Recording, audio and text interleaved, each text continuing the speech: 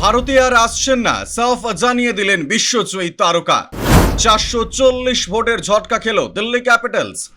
IPL 2025 ফের শুরু হওয়ায় কাউন্টডাউনের মধ্যে সব ফ্র্যাঞ্চাইজির একটাই চিন্তা, যুদ্ধ পরিস্থিতির মধ্যে তাদের বিদেশি ক্রিকেটারেরা কি আদৌ ভারতে ফিরে আসতে চাইবেন। সব ফ্র্যাঞ্চাইজির ভয় পাচ্ছিল নিজেদের গুরুত্বপূর্ণ প্লেয়ারদের হারানোর আশঙ্কায়, আর সেই ভয়ই সত্যি প্রমাণিত হলো। প্রথম উইকেট পড়ল, তাও আবার বড় ম্যাচ উইনারে। দিল্লি ক্যাপিটালসের অন্যতম সেরা বোলার মিচেল স্টার্ক নাকি আর ফিরে আসতে চাইছেন না।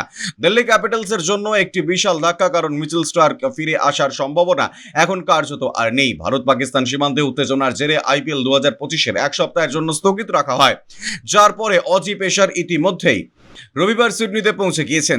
যদিও ভারত পাকিস্তান সংঘর্ষ বিরোধী ঘোষণা করেছে, বিসিসিআই সব ফ্র্যাঞ্চাইজিকে 13 মের মধ্যে নিজেদের হোম ভেন্যুতে ফিরে আসতে বলেছে।